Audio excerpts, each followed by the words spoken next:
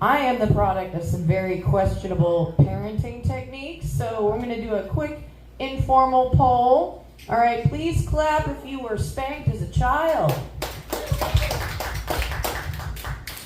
Now clap if you're fine. Yes! I am so impressed by this room. Have you all been to therapy? Or are you all, we don't need no mental health. We are walking it off. Look, I was a shitty kid. And I 100% deserved those spankings. And now I'm just a shitty adult who still 100% deserves those spankings. Thank you, Daddy. Just never underestimate the power of a well-timed good girl. Damn, this smoker's voice lets me turn myself on with that. Woo! Woo! Now, the last time I came to the Shanghai room, I parked in a place that I was not familiar with. And it was a few blocks away. I'd been here a few times before, but I came in and they weren't doing an open mic, they were doing the dose show, where the comedians take mushrooms.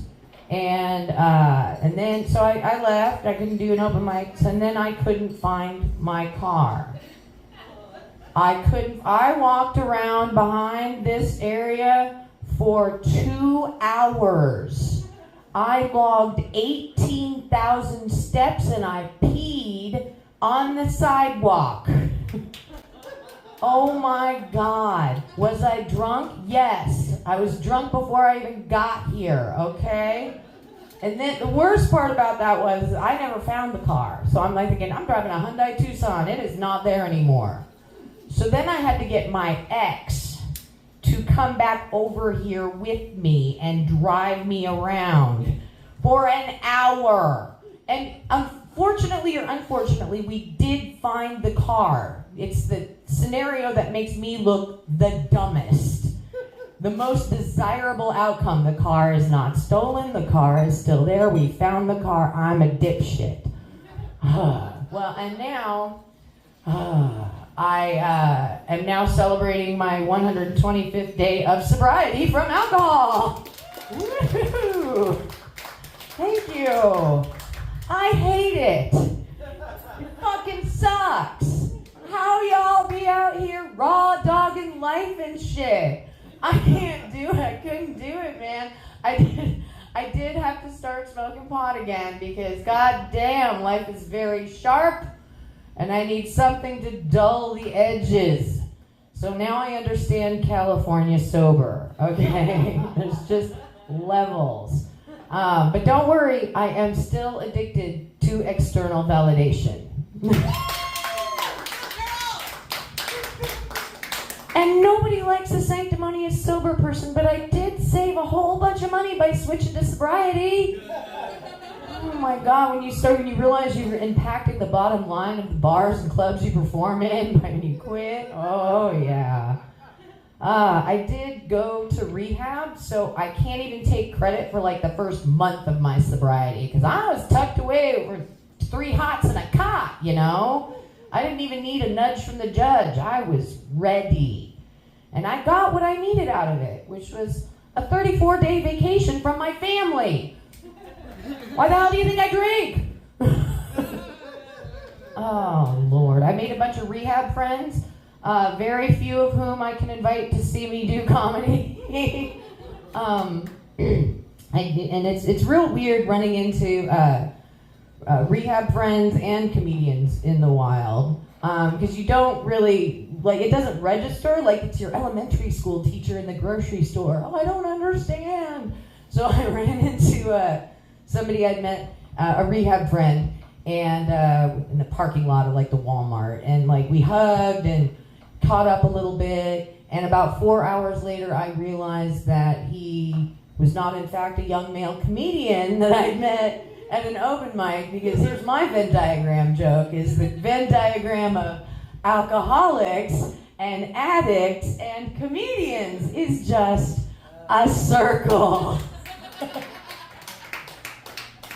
I did come from Bremerton to be with you here today. So I left my house at 2:45 to get here in time. Yes.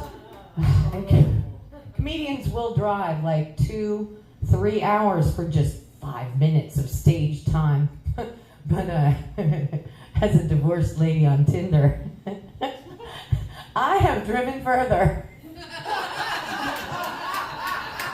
for way fewer minutes. At least this way, I'm guaranteed my time. We're all just chasing the dopamine dragon, aren't we? What's scarier? The possibility of bombing or driving out to a cornfield and possibly getting murdered?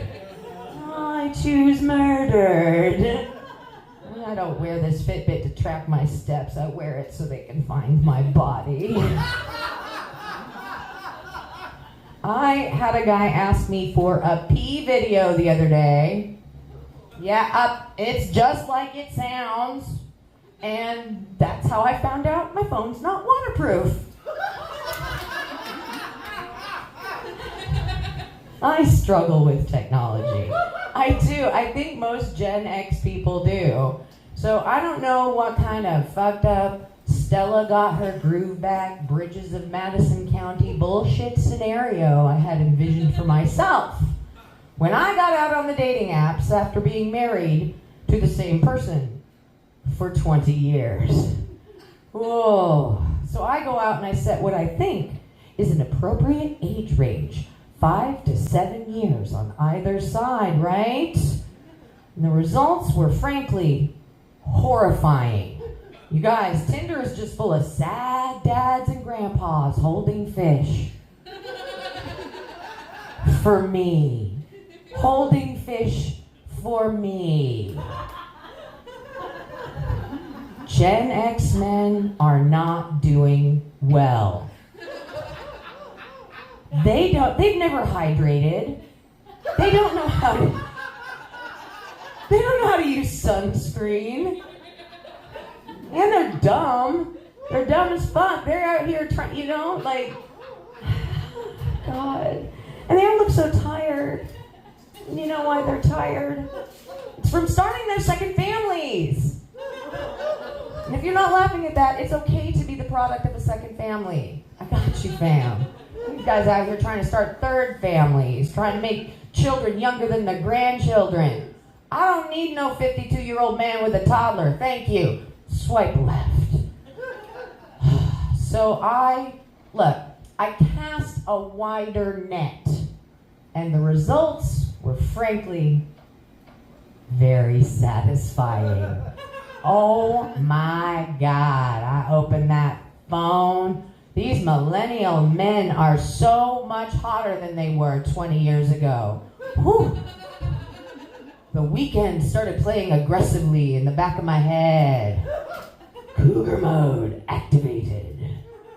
Whew, you guys, my tubes untied themselves, okay?